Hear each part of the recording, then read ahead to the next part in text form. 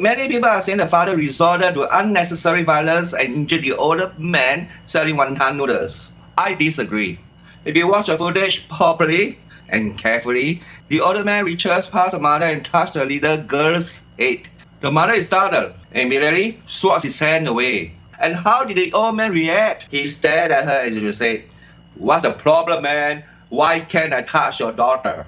Any problem?" The whole thing was terrible. That's why the father ran to confront him. And what was the older man's response? "She cute. That's why I touched her."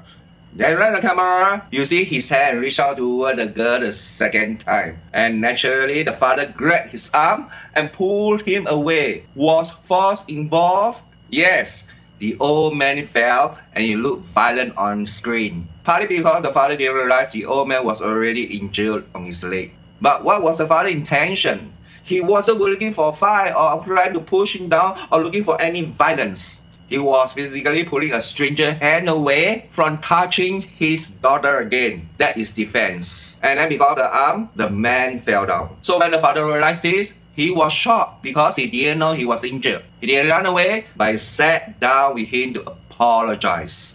Then, meanwhile, did the old man show any remorse? No. He maintained that it's completely fine for an elderly person to touch little children. He doesn't know his mistake. And think about how absurd the logic is. If we say a stranger touches an adult woman without permission is an offense, will it suddenly be acceptable just because the victim is a 5-year-old child? I can touch a girl that I don't know and claim I did because I like you? Or saying it's just a kind gesture of affection? Of course not. So why are we treating a little girl's personal boundaries any differently? Everyone is focused on father's reaction and the older man's fall. But no one is talking about the girl. All she experienced in the moment was fear and confusion. She is around 5 years old.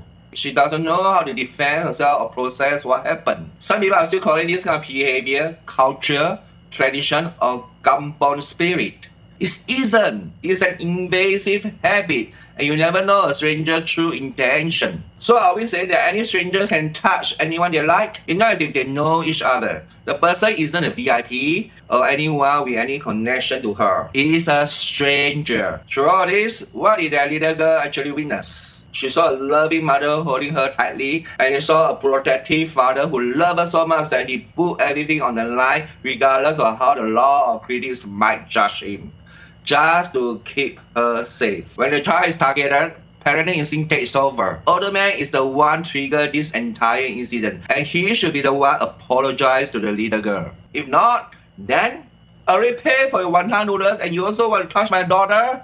Are you crazy? The priority should always be the child. If society's kids making excuses for strangers invading a child's space, what message are we sending her when she grows up? Her dignity, her safety, and the boundaries must come first. Period.